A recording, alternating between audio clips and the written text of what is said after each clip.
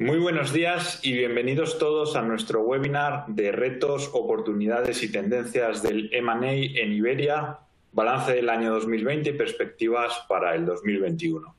En primer lugar, me gustaría agradecer a todos vuestra asistencia al webinar y un agradecimiento especial para Capital & Corporate que nos ayuda en esta emisión. Como sabéis, este es un webinar que organizamos de manera más o menos semestral, un par de veces al año, y esta vez aparecemos en él como Refinitiv, parte del negocio del LSEG Business que tuvo lugar en la fusión el día 1 de febrero. Hoy tengo el placer de contar con la presencia de Óscar Arce, director general de Economía y Estadística del Banco de España, con Borja Cotoner, Head of Origination, Empresas y Private Equity Corporate Finance de CaixaBank, y con Isabel Rodríguez, socia de Private Equity de la compañía King & Wood Mallesons. El webinar de hoy se va a estructurar y va a seguir la siguiente agenda. En un primer lugar, cederé la palabra a Óscar Arce para que nos dé una visión de la economía española ante la crisis del COVID y la situación y perspectivas. En una segunda fase presentaré el informe de Refinitiv sobre M&A de Iberia para el año 2020.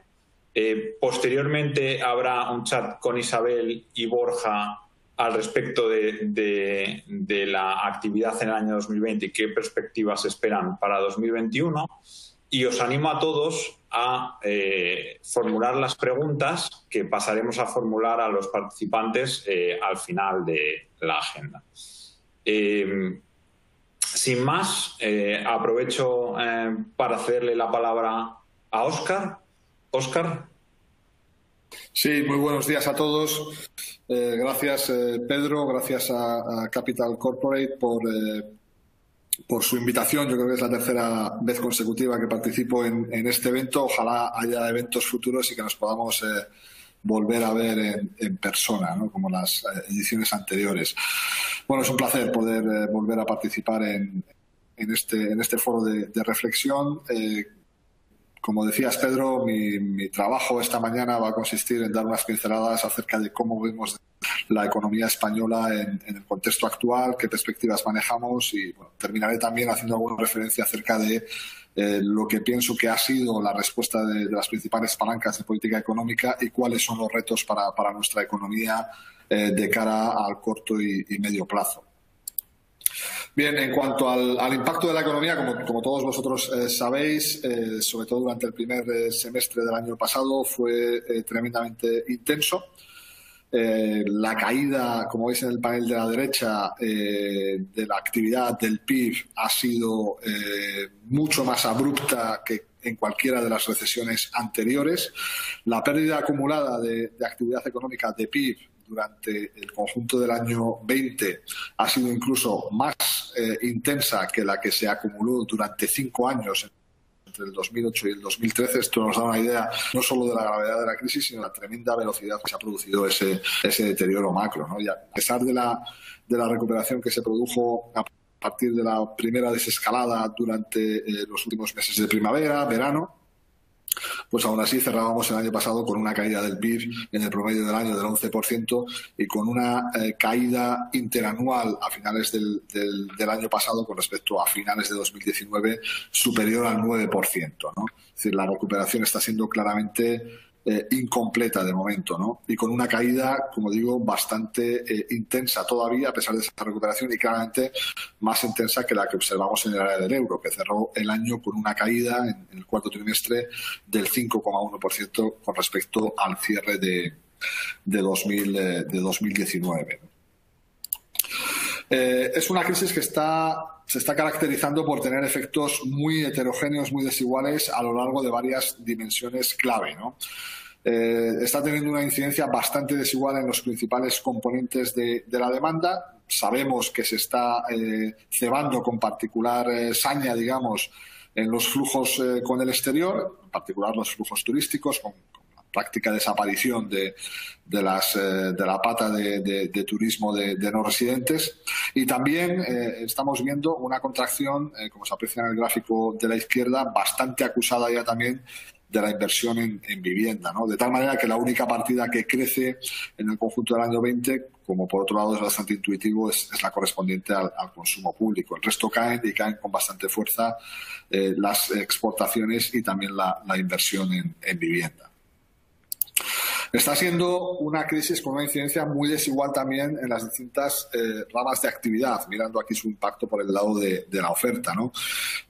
Bueno, como sabemos, aquellas que descansan en mayor medida en la interacción social están sufriendo bastante más y de una manera mucho más persistente.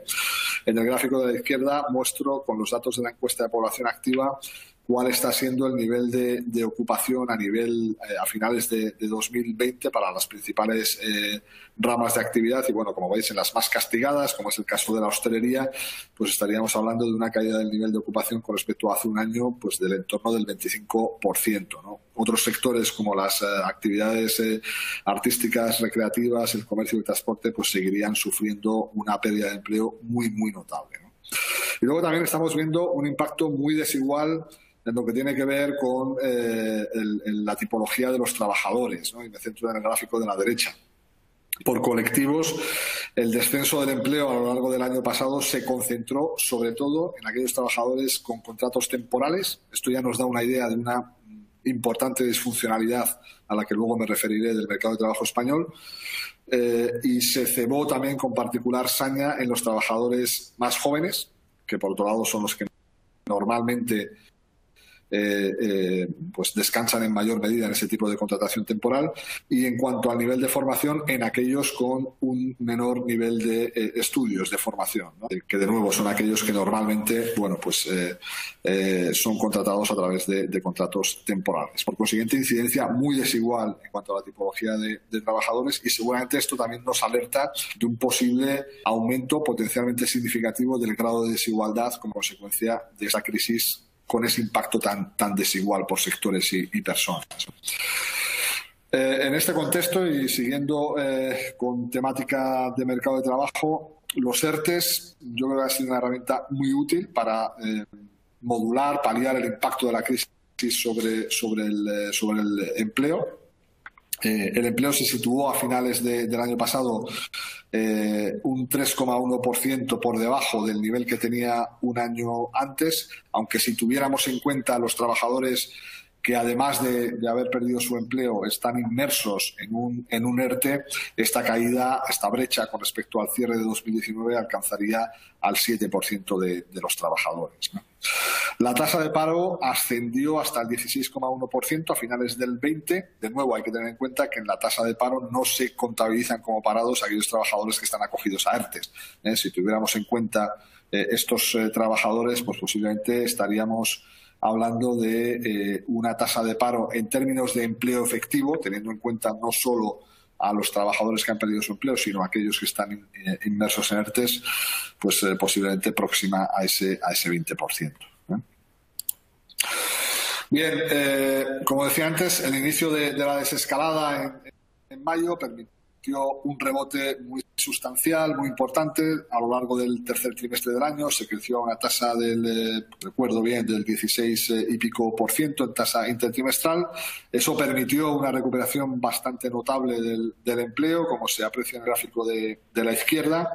Sin embargo, si nos fijamos en el mismo gráfico, en la línea amarilla, que es esa afiliación efectiva de trabajadores en la que combinamos no solo las afiliaciones como tal a la Seguridad Social, sino también tenemos en cuenta la evolución de los ERTEs, pues se aprecia que realmente en algún momento, quizá a finales de agosto, septiembre, esa recuperación perdió claramente una parte importante de su dinamismo, ¿no?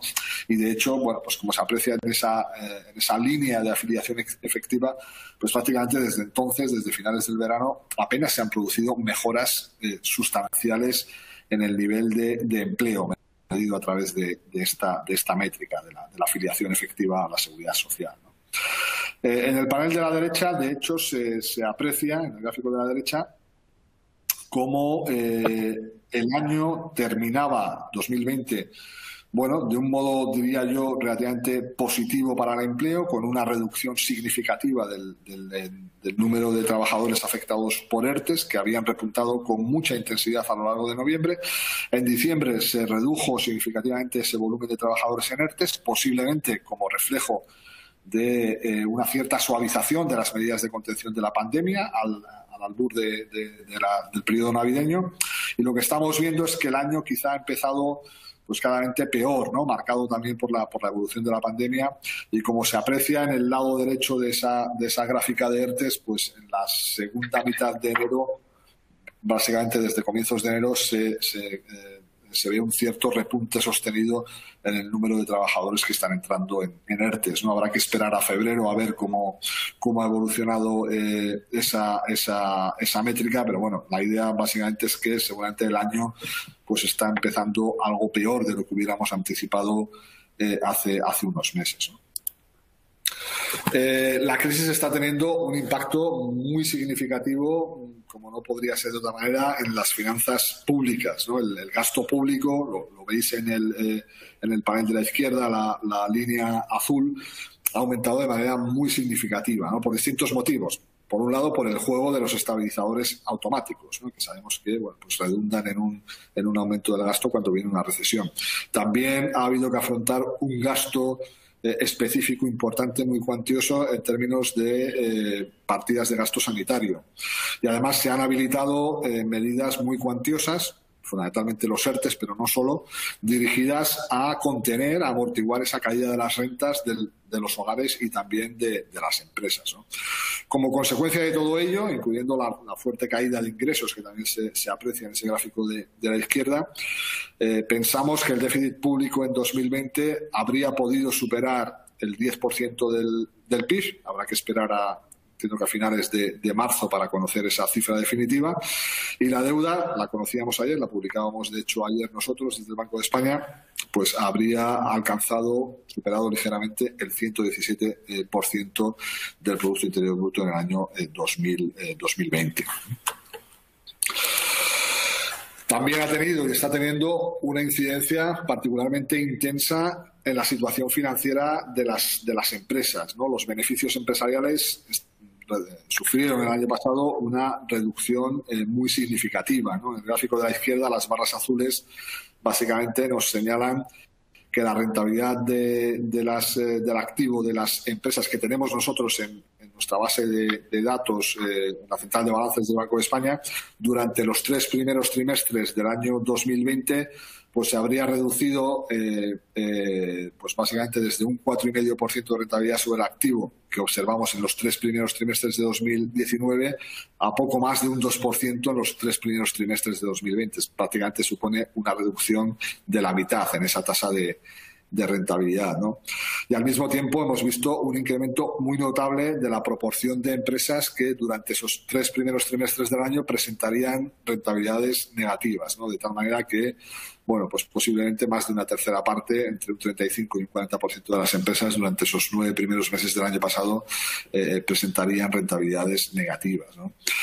Las fuertes necesidades de liquidez a las que ha dado lugar la crisis en un contexto de fuertes caídas de la facturación de muchos sectores, de muchas empresas, pues ha provocado que muchas de ellas hayan tenido que recurrir a un aumento de su financiación, lo cual, bueno, pues lo que ha originado es, me fijo ahora en el panel de la derecha, una reversión de esa tendencia que veíamos a lo largo del anterior ciclo expansivo, que había permitido a las empresas, al colectivo de empresas no financieras, desendeudarse, desapalancarse gradualmente. Pues lo que hemos visto es que a partir de primavera de 2020 esa tendencia de desapalancamiento se ha revertido como consecuencia, como digo, de la necesidad que muchas empresas han tenido de recurrir a la financiación externa, ¿no?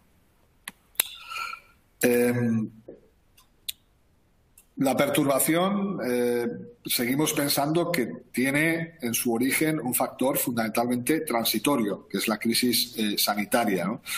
Pero lógicamente va a tener efectos persistentes, a corto plazo, la evolución de la actividad creemos que va a ir dada fundamentalmente por cómo evolucione la cuestión sanitaria y por las medidas que las distintas administraciones se vean abocadas a articular para tratar de contener la expansión del virus.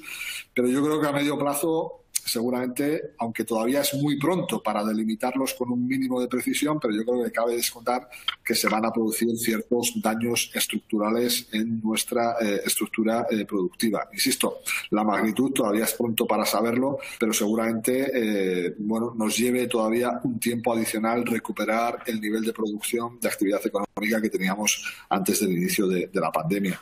Aquí muestro el nivel del PIB que nosotros proyectábamos en nuestro último ejercicio de proyección macroeconómicas en diciembre del año 2020. Planteábamos tres escenarios, un escenario central, que es la línea amarilla, y dos escenarios alternativos, uno más negativo, el rojo, otro más optimista, el azul. Y bueno, en todo caso, como podéis apreciar ahí, la recuperación, en todos los casos, desde el más pesimista al más optimista, pues creemos que va a ser relativamente gradual, ¿no? Si nos fijamos en el escenario central de esa línea amarilla, pues básicamente nos estaría diciendo que posiblemente hasta 2023 no volvamos a tener el nivel de PIB que teníamos a finales del año 19. Por ir terminando, unas reflexiones acerca de cómo hemos entendido la respuesta de las principales palancas de política económica y aquellos retos que creemos que son los más acuciantes en el contexto actual. Bueno, yo creo que durante la primera parte de la crisis, durante las primeras fases de la pandemia, la respuesta de las principales autoridades económicas, tanto en el plano nacional como supranacional, fue potente, fue contundente y además con un cierto grado de coordinación, ¿no? Yo creo que esa respuesta fue claramente más apropiada que la que se pudo dar hace 12 o 13 años en el contexto de la crisis financiera global, ¿no? La política monetaria, pues bueno, en el caso de la zona del euro, el Banco Central Europeo reforzó algunas de sus medidas de política monetaria extraordinaria para hacerlas más efectivas, más potentes de cara a la crisis. Aumentó sus operaciones de financiación en condiciones favorables para los bancos, relajó su marco de colateral para aceptar más activos como garantía y, sobre todo, puso en marcha una herramienta de compra de activos especial, muy potente, que es el llamado programa de compras de emergencia por la pandemia, el PPP, ¿no? Que básicamente ha sido, en nuestra opinión, una herramienta muy útil, muy potente, primero para evitar la fragmentación de los mercados de capitales en la zona del euro. Recordad que sufrimos un problema muy agudo de fragmentación financiera entre 2010 y 2012. Esta vez esto no está sucediendo y creemos que esta herramienta ha sido absolutamente capital, ¿no?, para evitar ese problema, y está siendo también muy efectiva a la hora de mantener unas condiciones financieras muy holgadas, ¿no?, con tipos de interés, como sabéis, para la deuda pública de los estados europeos de la zona del euro, pues que básicamente están en mínimos históricos, ¿no?, a pesar del enorme grado de incertidumbre macro que todavía vivimos, ¿no? Se han tomado medidas importantes en términos de políticas financieras, con flexibilización de la regulación de liquidez, de capital, con adaptación de normas contables para la situación tan extraordinaria que estábamos viviendo. Se han articulado moratorias de préstamos, sobre todo para hogares, y también se puso en marcha una moratoria de los concursos forzados de acreedores, ¿no?, que en principio finalizará a mediados de marzo próximo, ¿no? A nivel de Bruselas, de la Unión Europea, bueno, pues también se han dado pasos, yo creo, importantes, ¿no?, como la puesta en marcha de ese fondo de cobertura de los gastos para ERTES, SUR, las líneas especiales del MEDE y sobre todo este fondo extraordinario de recuperación y resiliencia, que es el Next Generation EU, ¿no?, que, bueno, pues como sabéis, es una iniciativa sin ningún precedente en la historia europea, que básicamente comporta la movilización de 750.000 millones de euros y, muy importante, que se van a financiar mediante emisiones conjuntas de deuda por parte de la Comisión Europea, ¿no? Y la política fiscal nacional, pues claramente está siendo, porque así debía ser, la primera línea de defensa frente a la pandemia, y bueno, pues se han articulado medidas, yo diría, de bastante calado, ¿no?, entre las que destacan fundamentalmente dos, ¿no? En el ámbito del soporte de las rentas de los hogares, los ERTES han sido fundamentales, como decía antes, pero también la concesión de avales a través del ICO creo que ha jugado un papel fundamental, sobre todo en las primeras fases de la pandemia, para facilitar ese acceso a la liquidez por parte de las compañías, ¿no? Con todo, la recuperación, como veíamos, es todavía incompleta y es frágil. Está sometida todavía a riesgos importantes y, por consiguiente, mientras la pandemia esté con nosotros, es necesario mantener en el corto plazo, previsiblemente en los próximos meses, una orientación claramente expansiva de todas estas políticas económicas, incluyendo, por supuesto, la monetaria y la fiscal.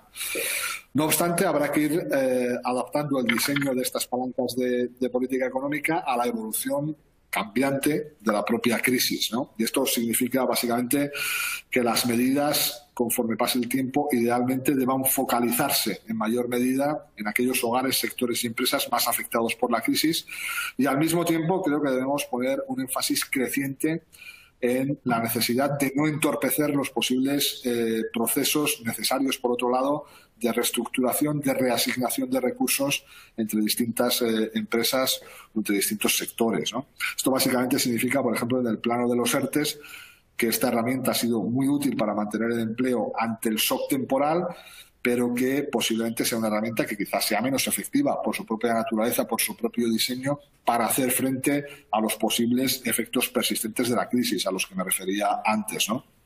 Y frente a esta reflexión, creemos que es importante que este tipo de ayudas a los trabajadores afectados se compatibilicen con iniciativas para incrementar la formación de estos trabajadores, y creemos que en este contexto de incertidumbre todavía elevada sobre cuál va a ser la situación a corto plazo, pero también a medio plazo, esos procesos de reasignación de recursos entre empresas y sectores, pues básicamente justifican o ponen en valor de manera muy clara esos mecanismos de flexibilidad con los que cuenta el marco jurídico laboral actual, ¿no? Que deben utilizarse para facilitar digamos, la preservación máxima del empleo y facilitar la reasignación del empleo entre empresas y sectores, ¿no? de los que tengan menos visos de viabilidad a aquellos que tengan mejores expectativas, ¿no? Con respecto a las ayudas a las empresas, creo que el foco se está desplazando, ya lo ha hecho, a mi entender, desde los problemas de liquidez, que eran los verdaderamente relevantes al comienzo de la crisis, a problemas de solvencia en muchas empresas, ¿no?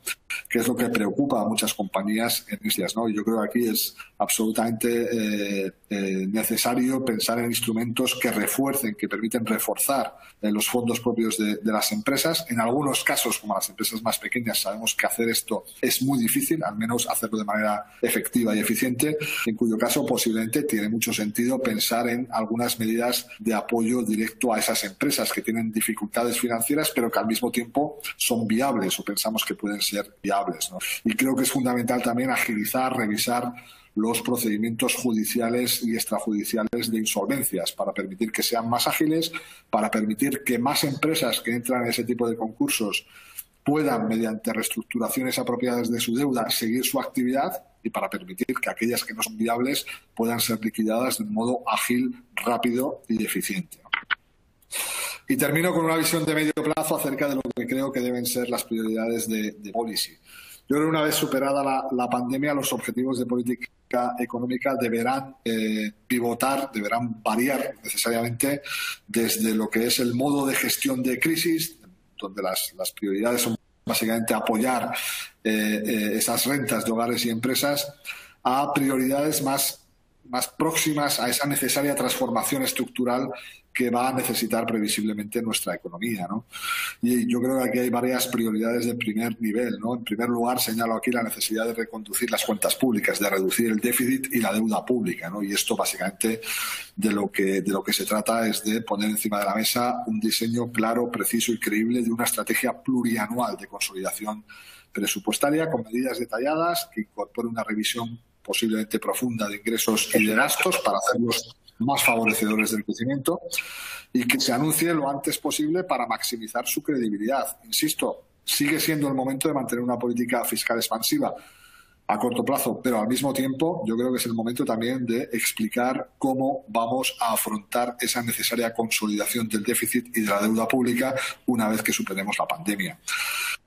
Y creo que es ineludible diseñar y comenzar a ejecutar sin dilación una agenda ambiciosa de reformas estructurales. Hay muchas cosas por hacer, pero yo creo que deberíamos empezar centrándonos en 2 o 3 ámbitos que son particularmente importantes. A mi juicio, creo que es necesario corregir esa importante dualidad del mercado laboral, a la que me refería antes, que hace que el mercado de trabajo español sea una auténtica trituradora de puestos temporales una vez que se produce cualquier shock negativo. Es fundamental para esta economía mejorar su nivel de capital humano. En todos los indicadores salimos muy mal parados cuando nos comparamos con otros países a nivel de formación de los trabajadores, pero ojo, también a nivel de formación y cualificación de los empresarios. Es necesario revisar todo el sistema educativo desde la escuela hasta la universidad, pasando por la formación profesional. Yo creo que es impepinable para conseguir un nivel de capital humano acorde con lo que creemos que debe ser el desempeño de la economía española. Hay que revisar en profundidad y acometer cambios legislativos en aquellos ámbitos que puedan inhibir el crecimiento del tamaño de las empresas. Tenemos muchas pymes. Las pymes per se no son problemáticas. El problema es cuando una pyme encuentra incentivos a no crecer más. Entonces, bueno, hay que revisar qué barreras, qué obstáculos pueden estar dando lugar a ese tipo de incentivos que hacen que no tengamos empresas más grandes. Empresas que al final del día sabemos que son en general más productivas, más innovadoras y que también resisten mejor los avatares de crisis económicas y financieras como las que hemos sufrido en la última década, ¿no? Y todo ello en un contexto de evolución demográfica particularmente challenging y adversa, ¿no? Con una velocidad de envejecimiento poblacional proyectada muy elevada para nuestra economía, que hace que estos ajustes estructurales sean todavía más necesarios, pero al mismo tiempo también en ocasiones más complicados de ejecutar, ¿no? Yo creo que contamos con una palanca esta vez que es útil, con la que no habíamos podido contar lamentablemente en ningún episodio de crisis anterior, que son estos fondos europeos del Next Generation EU, ¿no? Yo creo que supone una oportunidad histórica que viene, no obstante, de la mano también de una responsabilidad histórica. A nivel de país, estos fondos hay que utilizarlos bien, tienen que ser una verdadera palanca de modernización de nuestra economía. Y también para Europa. Europa yo creo que no se puede permitir que esto no salga bien, porque yo creo que si no sale bien se producirá pues una paralización clara, una ralentización, incluso una reversión del necesario proceso de integración europea, ¿no? Algunos creemos que es absolutamente fundamental que esta facilidad, el ENJU, acabe deviniendo en el establecimiento de una facilidad permanente a nivel de la Unión Europea a modo de estabilizador común macroeconómico, como una suerte de unión fiscal, ¿no? Y para que podamos seguir dando pasos en esta dirección es absolutamente necesario llevar a buen término la empresa del ENJU, ¿no? Y yo lo dejaría aquí, Pedro, ¿eh? Pues muchísimas gracias, Óscar, por tu visión y excelente análisis. Muy agradecidos de haber recibido tu opinión. Muchas gracias. Un placer, gracias. Hasta luego. Hasta luego. Ahora vamos a continuar con un análisis del informe de principales conclusiones de M&A de Iberia para 2020.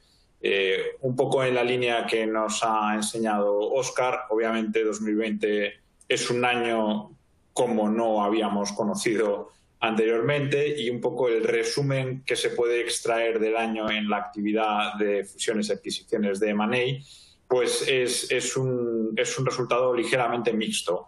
En cuanto a volumen de transacciones, hubo un crecimiento del 69% con respecto al año 2019, sobre todo impulsado por grandes operaciones como la fusión de Doss y Virgin Media o la venta de BBVA de su filial en Estados Unidos.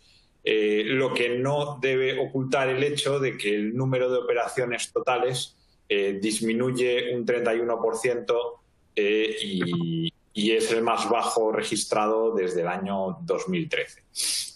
Un poco, si vemos en la siguiente diapositiva, se puede ver cómo el crecimiento con respecto a 2019 ha sido grande. El importe agregado de M&A en España, de compañías relacionadas con España, ha sido de alrededor de los 100.000 millones de dólares.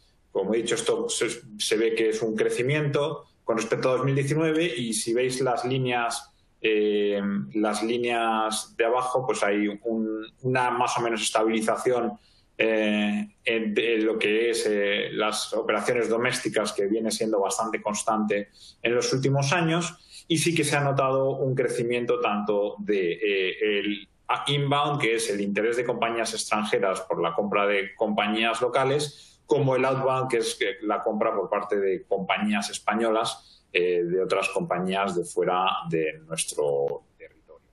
En este sentido, pues como he dicho, la principal operación que se fraguó alrededor de mayo fue las filiales británicas de Telefónica y Liberty, O2 y Virgin Media. Tuvo una operación por un valor de alrededor de 2.600 millones de dólares, y la venta en noviembre de BBVA de su filial estadounidense por un valor de alrededor de 11.600 millones de dólares. Si se ve, hay casi 6 megadeals que están por encima de los 5.000 millones de dólares. Esto un poco nos lleva al aumento de volumen, pero sin embargo a la disminución del número total de operaciones. Si pasamos a la siguiente diapositiva, aquí se puede hacer una comparativa mensual de 2019 y 2020. Las barras al final suponen el valor en millones de dólares y la línea anaranjada es el número de deals. Como es de esperar, el número de deals descendió enormemente durante el primer trimestre, llegando al pico más bajo en el mes de abril, donde apenas se realizaron 23 operaciones, un mínimo de casi 23 años, y como se puede ver, la actividad a partir del verano pues se ha ido recuperando, con cotas bastante altas en los meses de octubre y noviembre, que acumulan prácticamente el 50%, casi 50.000 millones de dólares acumulados en operaciones que se han realizado en los meses de octubre y noviembre. Si pasamos a la siguiente diapositiva, aquí podemos ver precisamente esa actividad inbound, que denominamos a todas las operaciones de M&A que han tenido como target operaciones españolas. La cifra acumulada del año estuvo alrededor de los 42.100 millones, lo que supone un incremento del 26% con respecto al año anterior.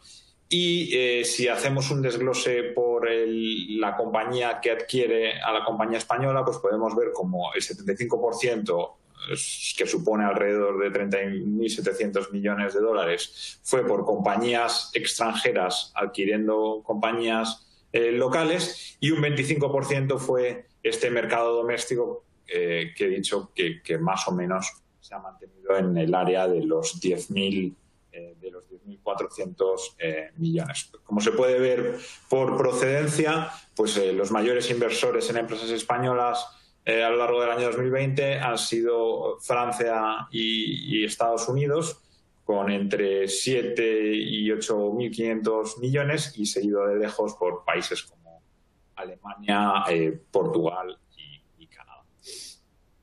En la siguiente slide podemos ver justo el destino de inversión de empresas españolas, lo que conocemos como outbound.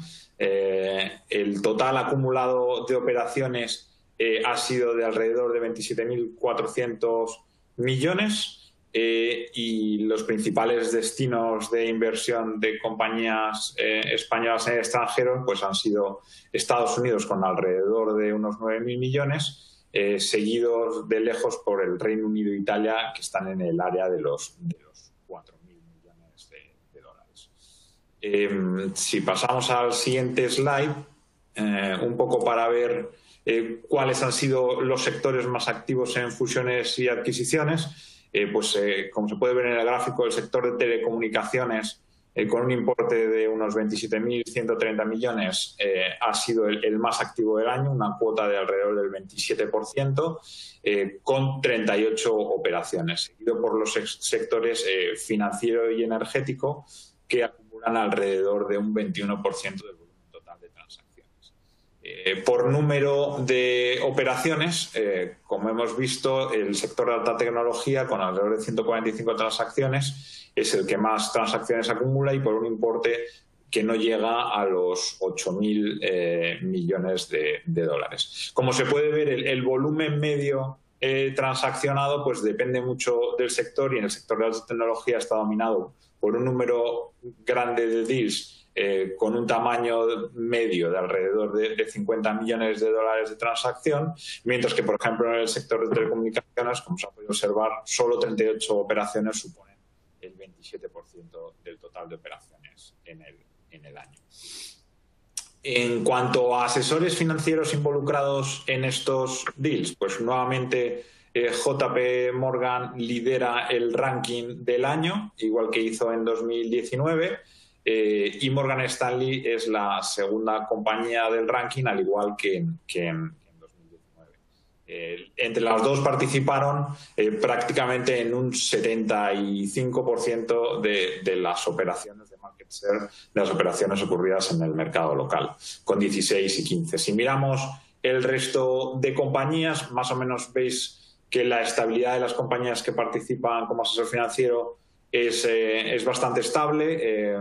Citi ha mejorado 3 puestos. Hay otras compañías como Goldman, AZ Capital y Deloitte que están en el mismo punto del ranking que estaban en el año anterior, y sin embargo vemos que hay ciertas entradas en este ranking bastante importantes, sobre todo el caso de Evercore, que ocupaba el puesto número 48 en 2019 y escaló hasta el 5º puesto del ranking con 6 deals y un valor acumulado de alrededor de 20.000 millones de dólares, y después ciertas mejoras relativas de algunas otras compañías que pasaban de estar por debajo del 10 a ocupar el top ranking dentro de las operaciones, como pueden ser Bank of America, Pricewaterhouse y BNP Paribas. La compañía que más que más deals participó fue PricewaterhouseCoopers, que participó en alrededor de 108 deals de los 999 que se llevaron a cabo en el mercado.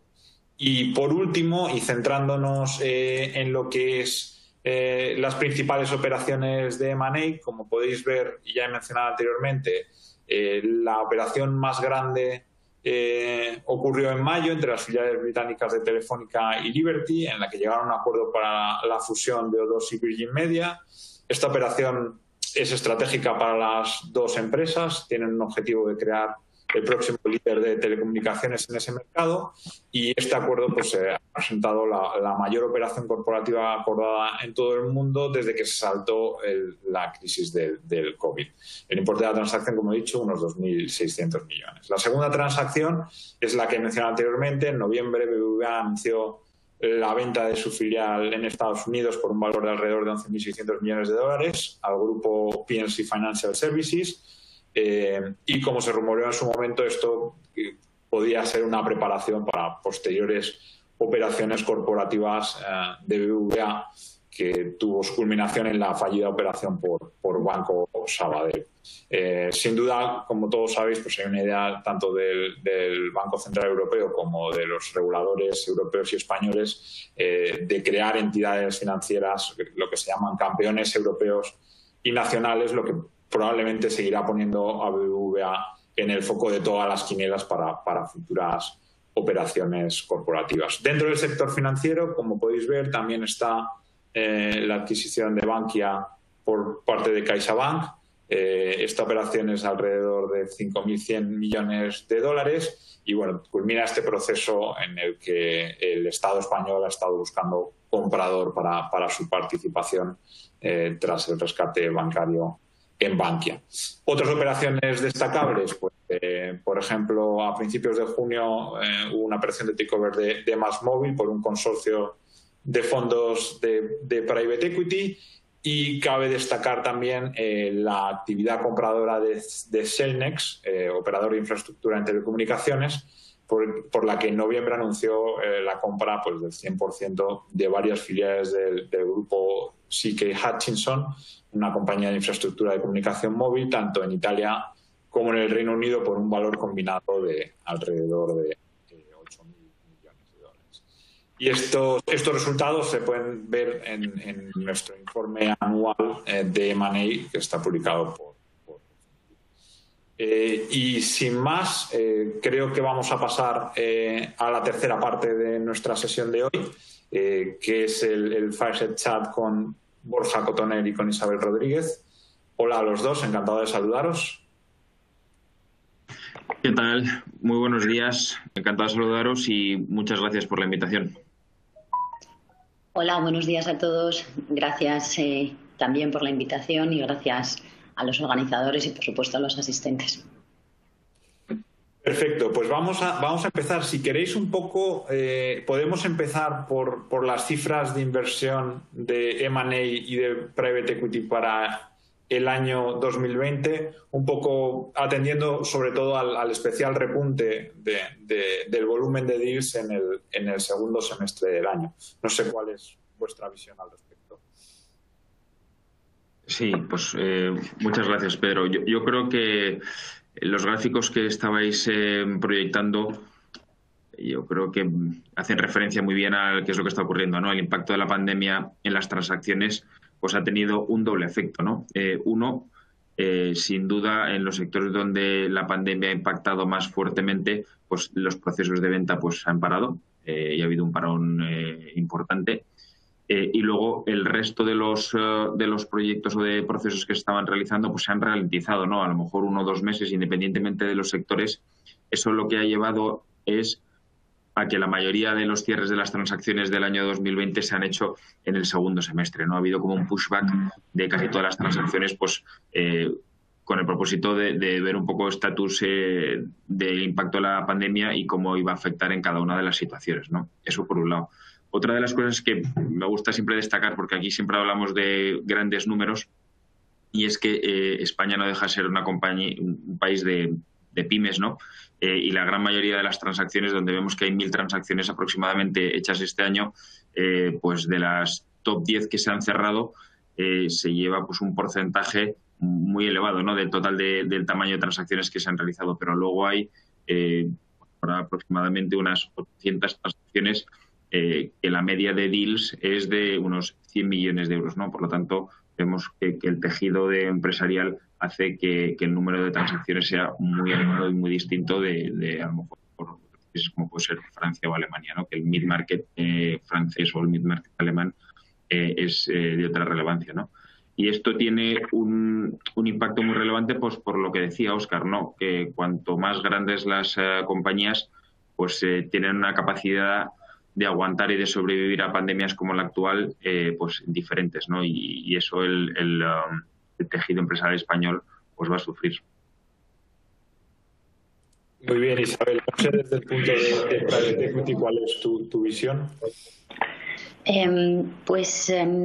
Sí, por dar un poco de color desde el punto de vista de los fondos y los gestores de Private Equity, toda vez que sin duda son operadores claros del mercado y por lo tanto de la actividad de M&A, obviamente la pandemia pues ha afectado los procesos, por una parte de inversión, como habéis comentado hasta ahora, pero también de la captación de fondos. Los procesos de fundraising se vieron muy afectados, evidentemente al principio de la pandemia, cuando comenzaron los confinamientos, porque era una situación de altísima incertidumbre y por lo tanto los inversores tradicionales de este tipo de sector pues decidieron, digamos, congelar sus decisiones de inversión o sus procesos de inversión.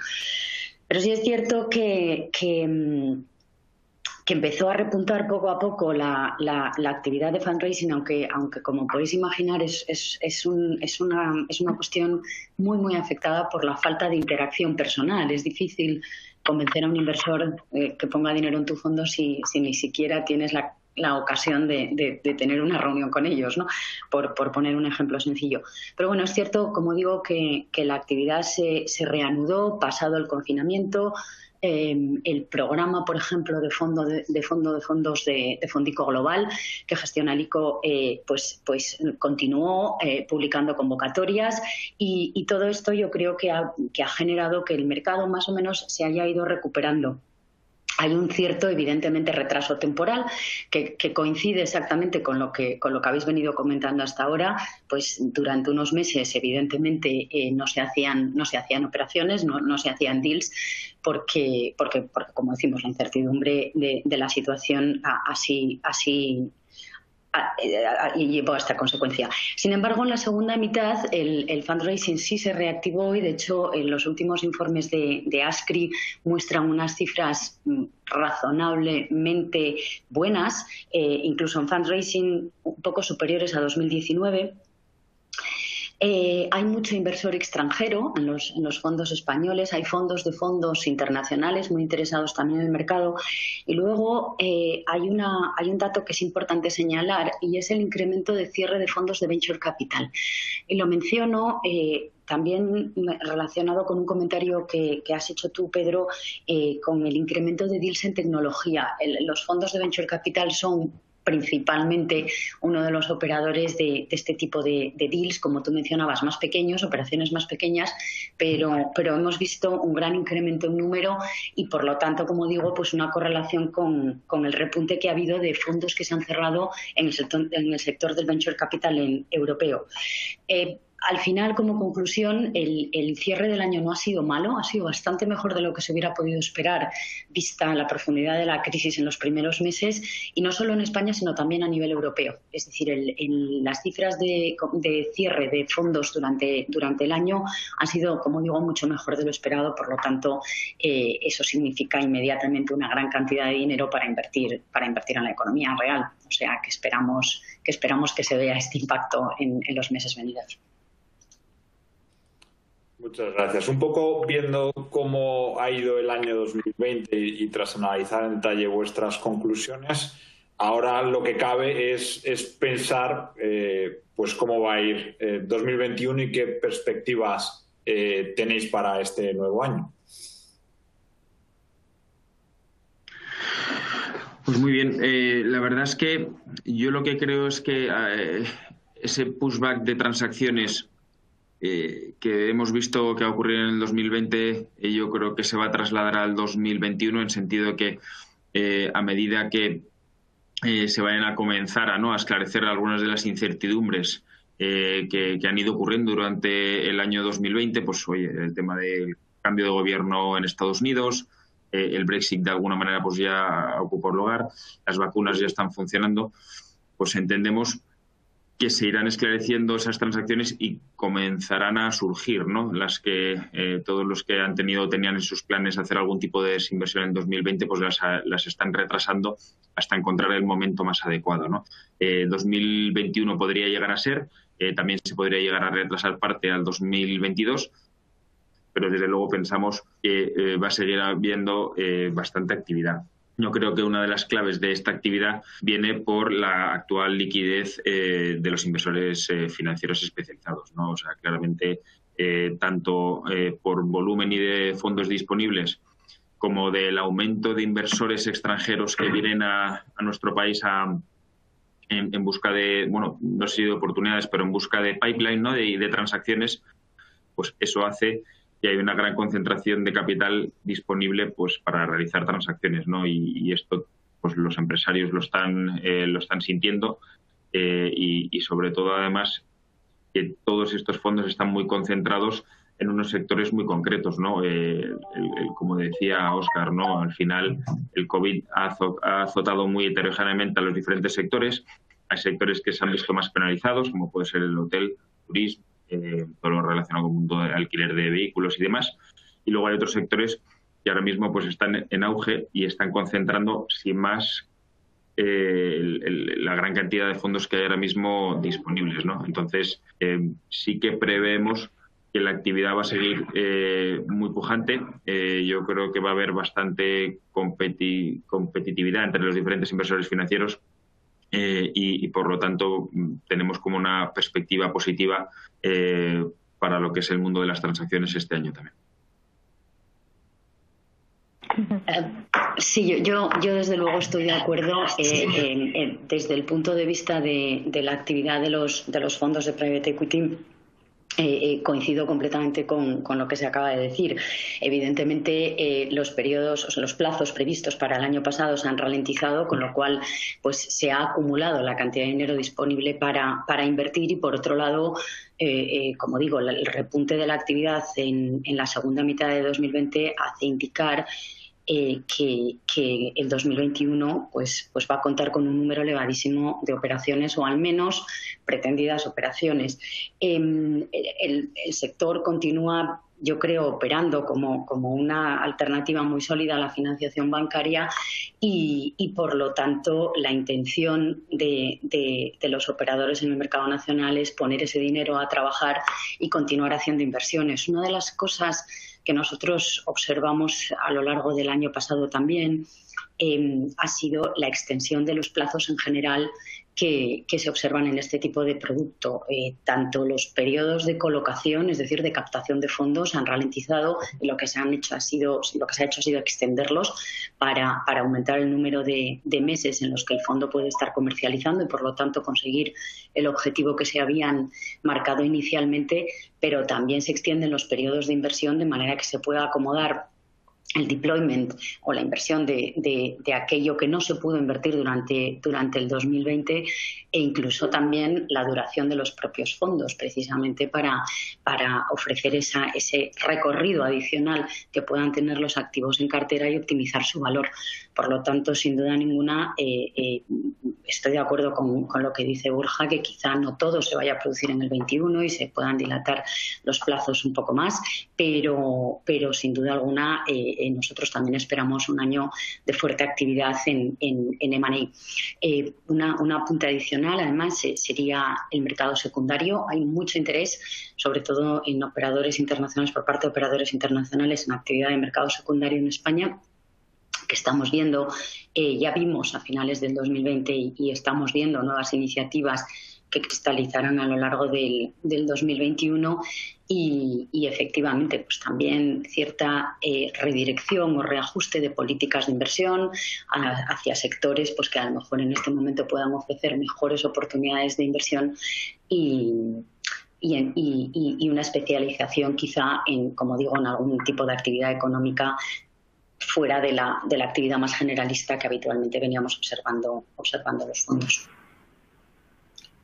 Yo aquí quería destacar un par de tendencias, ¿no? Que a raíz de la pandemia, pues yo creo que han cambiado con respecto a lo que veníamos haciendo en otros años, ¿no? O sea, yo creo que la tecnología, por un lado, efectivamente, todo lo que no sea el contacto físico, pues ha ralentizado ciertas iteraciones y cosas necesarias que al final se necesitan para hacer una transacción de money, pero por otro lado sí que ha propiciado una mayor agilidad, ¿no?, a la hora de hacer los cierres. Es decir, que todo al final que sea telemático, que vayas haciendo las reuniones ya sea vía Teams, Zoom o cualquiera de las aplicaciones que se pueden utilizar.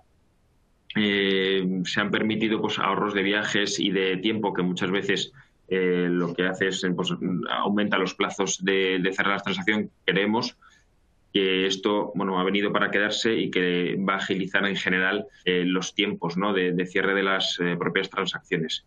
También lo que sí que vemos es que han aumentado el número de procesos bilaterales, donde al final, al haber tanta competencia, pues los inversores lo que están haciendo es ofrecer unos precios elevados con el objetivo de intentar cerrar las puertas a otros competidores, ¿no? Esto, asimismo, lo que va a hacer es agilizar, ¿no?, el propio proceso, porque al negociar entre dos partes únicamente, pues los plazos de cerrar una transacción se acortan, ¿no? Entonces eso lo que puede es aumentar también el número de transacciones que se cierran, ¿no? Y luego, a nivel transaccional y negociación, obviamente no que duda cabe que lo que es el business plan de una compañía ha cobrado, yo creo que mucho más peso con respecto a lo que se venía haciendo, ¿no?, de la valoración por múltiplos como tal.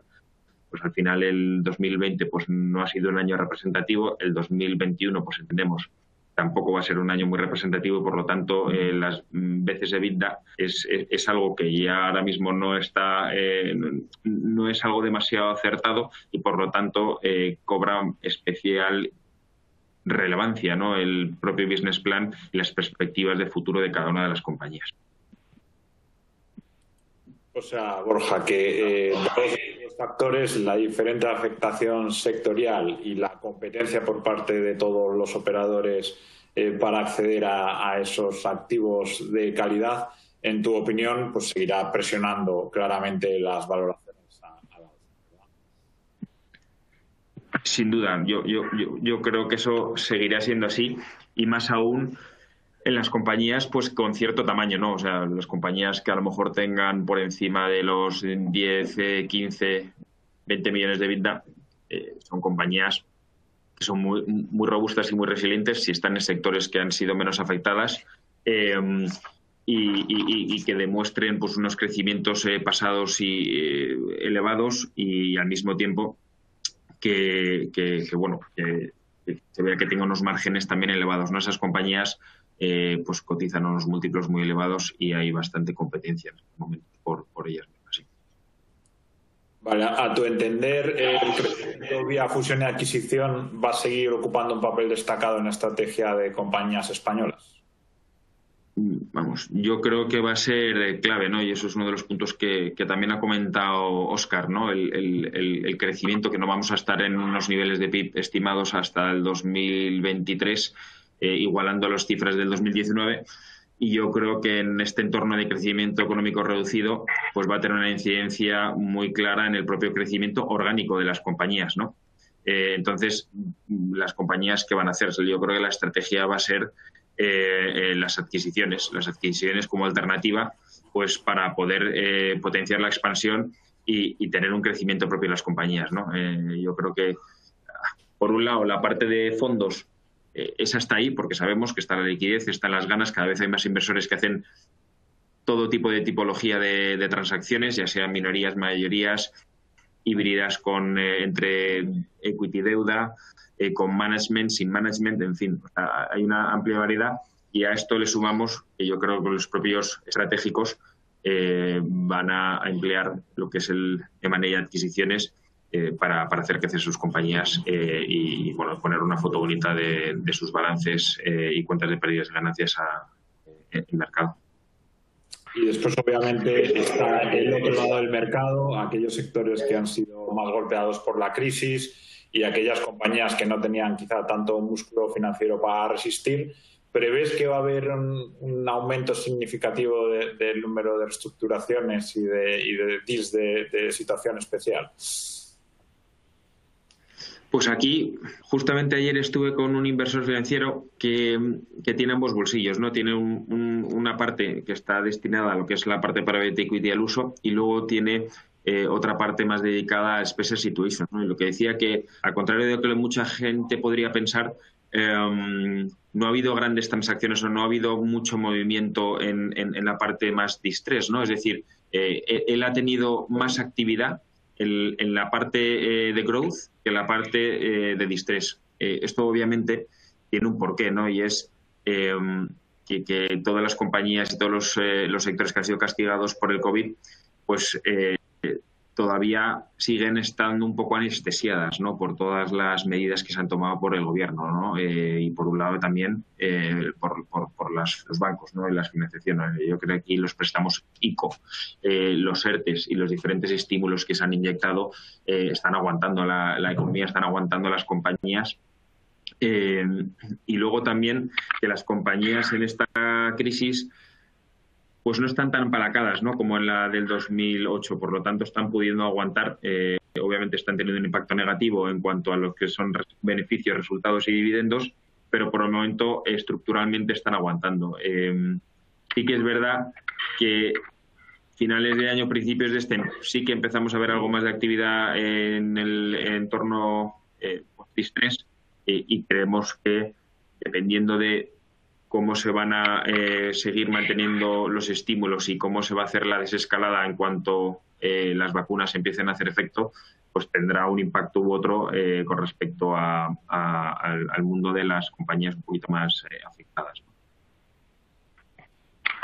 Muchas gracias. Isabel, por tu lado, ¿tú cuál crees que va a ser el impacto de toda la liquidez existente en el mercado de private equity y cómo están afrontando los fondos la captación de nuevos recursos?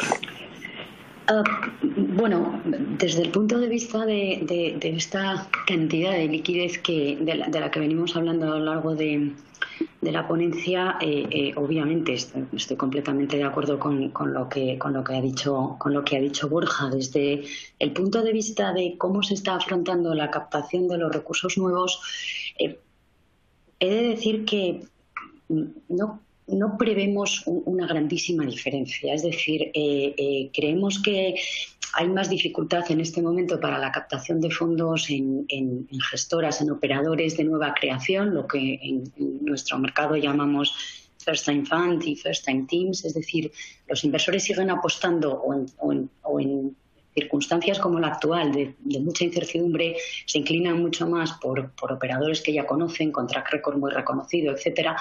Pero en España tenemos muchos de esos y, por lo tanto, vemos que el interés es creciente y que la captación de fondos se está estabilizando, como he mencionado hace un poco. Los fondos internacionales tienen mucho interés en España, siguen invirtiendo de una forma muy relevante y, como decía antes, mucho interés en operaciones de secundario. Coincido también en que no estamos viendo un gran incremento de fondos distress o special situations, como mencionaba Borja, y coincido también con su análisis por los motivos que él ha descrito. Quizá un poco más adelante lo veamos, pero no en este momento. Estamos viendo también un incremento, después de mucho tiempo de sequía, digámoslo así, de inversores institucionales españoles en el activo. Es decir, hacía tiempo que no veíamos la actividad que estamos viendo ahora o el interés que estamos viendo ahora por parte de institucionales españoles como fondos de pensiones, aseguradoras, etcétera, por invertir en private equity, en fondos de private equity. No quiero tampoco confundir, no son unos importes extremadamente relevantes y, de hecho, en el sector se sigue peleando pues por acomodar un poco el marco jurídico para atraer más inversión de este tipo de institucionales, pero sí que es verdad que hay un interés superior al que veíamos en años anteriores. Otra cuestión destacable es el interés que hay en banca privada por invertir también en fondos de esta naturaleza para llegar a tener este tipo de activo en sus carteras, y está siendo una fuente de fondos muy, muy, muy relevante.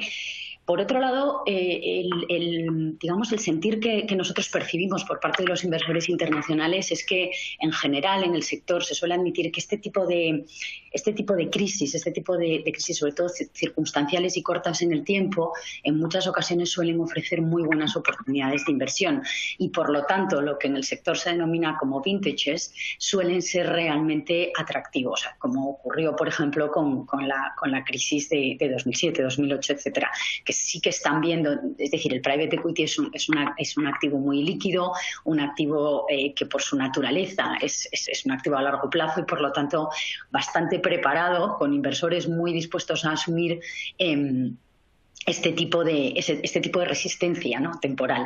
Y, por lo tanto, ya digo que nosotros creemos que el sector va a resistir la crisis. Insisto, la captación de fondos pues afectada, como he dicho antes, con prolongación de plazos, con negociación de determinadas condiciones en la interacción entre los gestores y los inversores, pero sin ninguna duda nosotros creemos que continúa siendo un asset class muy atractivo y los inversores tienen interés en el activo, y los internacionales en España, sin ninguna duda. Muchas gracias, Isabel. Vamos a ir concluyendo. Animo a los asistentes nuevamente a formular cualquier pregunta para Isabel o para Borja. En cualquier caso, creo que ha sido una sesión muy formativa y donde hemos dado una clara visión del mercado de money para España en 2020 y cuáles son las perspectivas de futuro. Y si no hay ninguna pregunta por parte de los asistentes en el próximo minuto, pues damos por concluido el seminario. Agradeceros mucho, Borja, Isabel y también a Óscar haber presentado hoy en el webinar y bueno, pues nos vemos en futuras ocasiones. A todo el mundo, muchas gracias por asistir y cuidaos mucho. Un saludo. Muchísimas gracias. Un saludo a todos. Gracias, buen día.